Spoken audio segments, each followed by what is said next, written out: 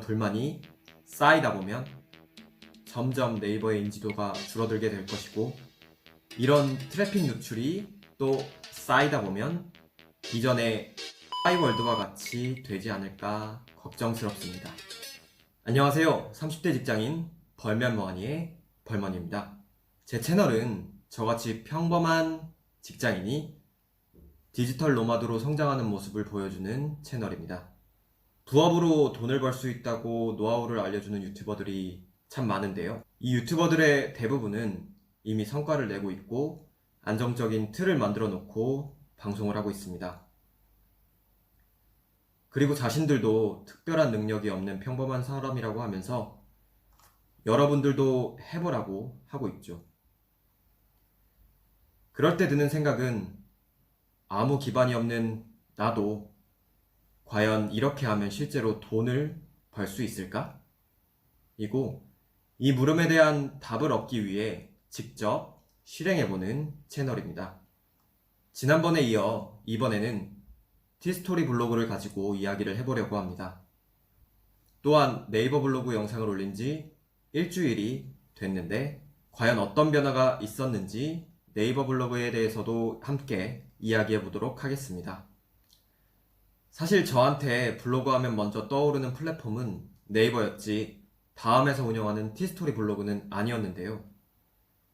사실 가끔 구글 같은 데서 검색을 하면 티스토리 사이트의 글을 볼 수가 있었는데 이게 다음에서 운영하는 블로그라는 것은 전혀 생각하지도 못했었습니다.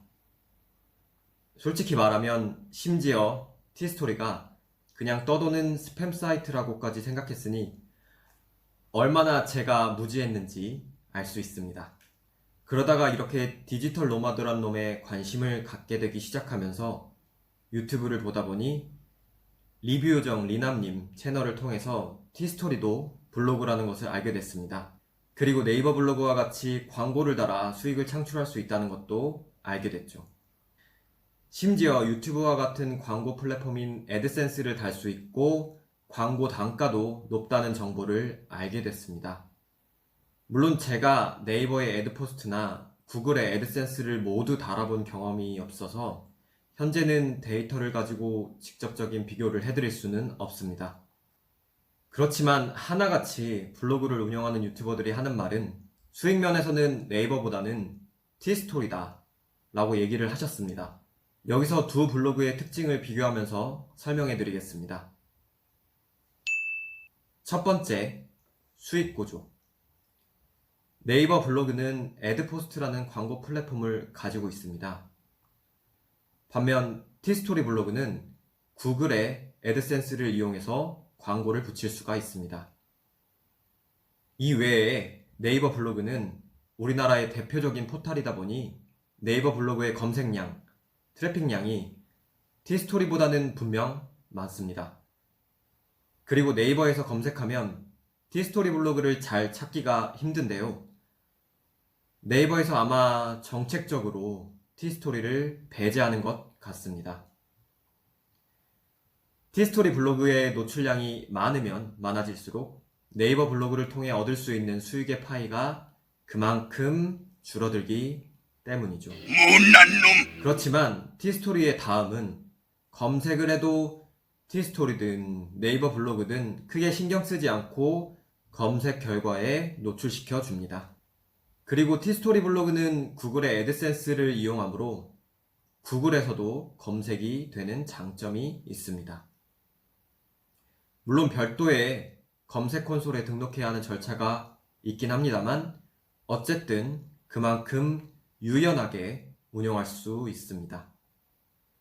네이버는 광고 수익 자체가 큰 메리트는 없지만 블로그 체험단, 협찬, 그리고 나중에는 강의를 할 수 있는 등 부가적인 기회가 티스토리보다는 분명 많습니다. 그렇지만 이것은 네이버 블로그 자체에서 기본적으로 발생하는 수익이 아닌 2차, 3차의 부가적인 부분이라 편차가 매우 크다는 단점이 있습니다. 그리고 제한적인 시간 내에서 수익을 달성하기가 쉽지 않은 돈줄이죠. 그러나 티스토리 블로그는 애드센스만 붙이고 네이버 블로그의 절반만이라도 흥한다면 적어도 애드포스트를 통한 수익보다 3배에서 5배는 더 벌 수 있다고 합니다. 또한 카카오톡의 카카오 애드핏, 쿠팡 제휴 서비스도 함께 운영할 수 있다고 하니 정말 잘만 운영하면 네이버보다 큰 수익을 가져다 줄 수 있는 수익형 블로그입니다. 우선 대표적인 두 애드 플랫폼인 애드센스와 애드포스트를 중점으로 이야기를 해보도록 하겠습니다. 시중에 떠도는 애드센스와 애드포스트의 승인 조건을 보면 애드포스트는 90일 동안 50개의 글이 필요하다고 하는 반면 애드센스는 15개 정도의 글이면 충분하다고 합니다. 이 차이만 봐도 네이버가 블로그를 운영하고 수익을 창출하는 데 있어서 얼마나 엄격한 잣대와 제한을 두고 있는지 느끼실 수 있습니다. 블로그에 대해 관심이 좀 많으신 분들은 대형 네이버 블로거들이 네이버를 떠나는 이유에 대한 영상이나 글을 많이 접하셨을 텐데요. 네이버에서 블로그나 카페를 운영하면서 네이버를 통해 성장하고 있던 큰 손들이 더 이상 네이버에서 크지 못하고 보상을 못 받는다고 느끼기 시작하는 것입니다. 지금은 네이버라는 명성 때문에 큰 차이가 있겠지만 점점 네이버 블로거 그리고 카페 관리인들의 이런 불만이 쌓이다 보면 점점 네이버의 인지도가 줄어들게 될 것이고 이런 트래픽 누출이 또 쌓이다 보면 이전의 파이월드와 같이 되지 않을까 걱정스럽습니다. 저는 2020년 6월 22일에 네이버 블로그를 먼저 시작했고 티스토리는 7월 10일부터 시작했습니다. 네이버 블로그는 이모티콘을 쓸 수 있고 뭔가 티스토리보다는 좀 더 자유롭게 꾸밀 수 있다는 유연성과 장점이 있어서 글을 쓸 때 좀 더 재밌게 쓸 수 있다는 매력이 있었습니다. 그렇지만 수익적인 면을 생각했을 때 꼭 가지고 있어야 할 카드라고 생각했기 때문에 열심히 운영하고 있습니다. 물론 네이버 블로그를 할 때 조회수라는 결과물이 항상 따라와주고 있기 때문에 열심히 하고 있는 것도 있습니다. 재미를 붙이고 보람을 느껴야 뭔가 지속할 수 있는 힘이 생기니까요. 그렇지만 나중에 제가 애드포스트를 승인을 받고 수익적인 면을 생각했을 때 그리고 티스토리도 애드센스 승인을 받았을 때 시간이 제한적인 상황에서 제가 어떤 플랫폼을 선택할지는 지켜봐야 할 문제라고 생각합니다.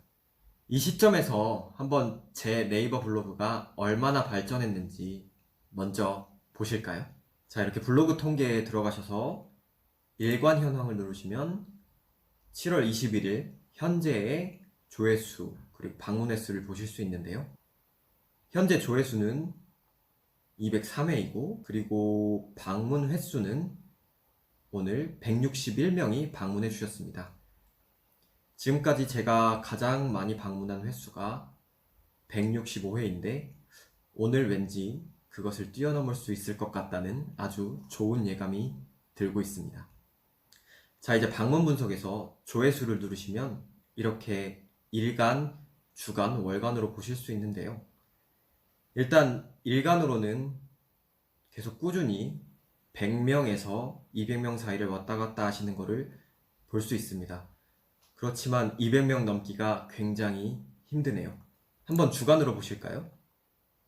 제가 지난주에 보여드렸던 것이 7월 6일에서 11일까지 기준인데 7월 13일부터 19일까지의 이런 주간 기록을 보시면 엄청나게 방문자가 급상승했다는 것을 보실 수 있습니다.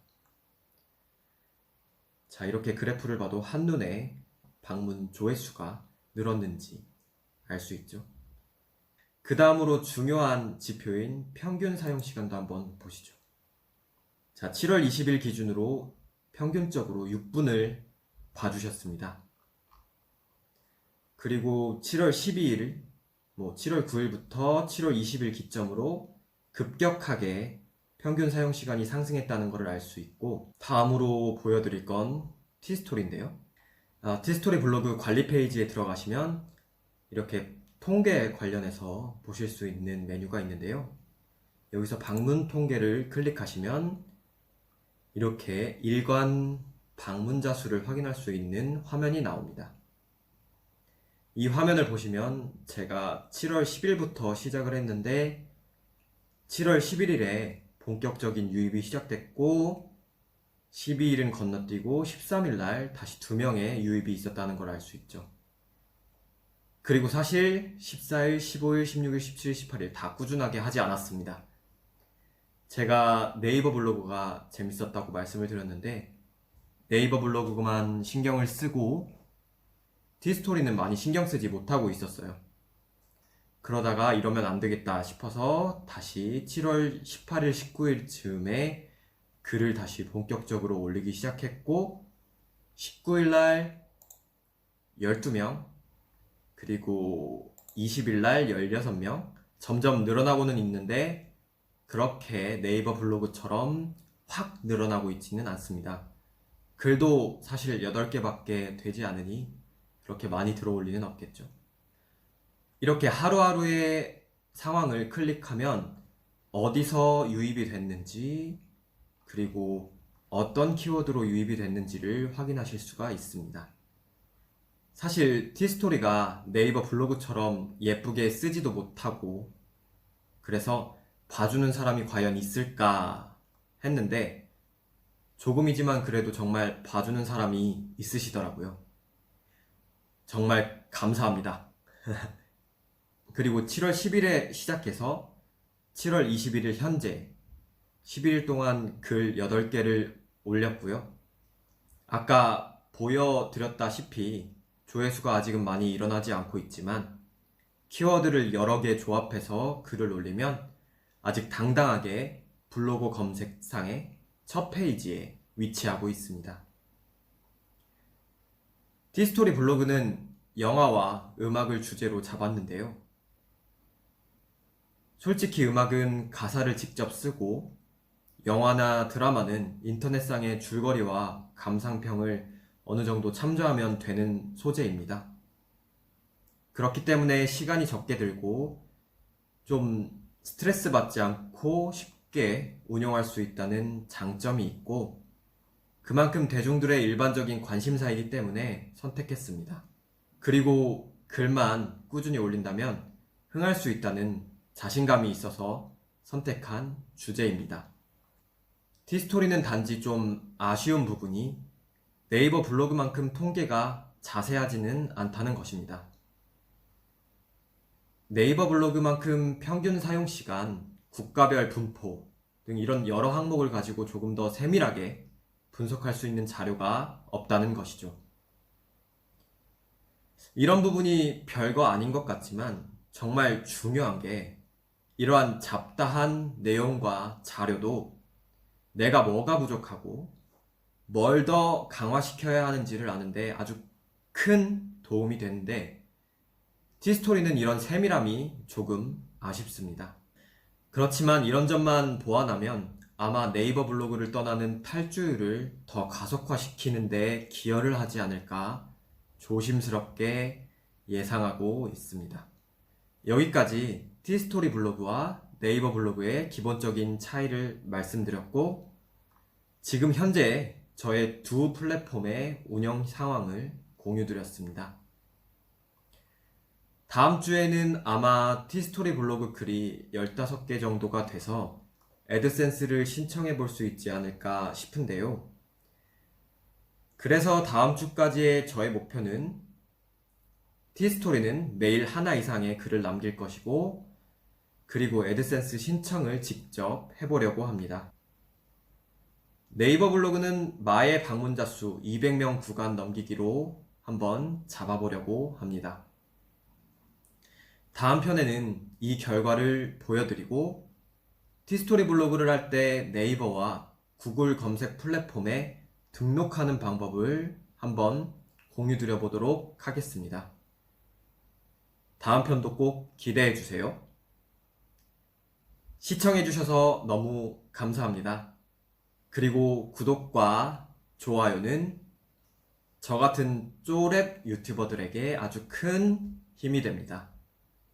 구독과 좋아요도 부탁드리겠습니다. 감사합니다.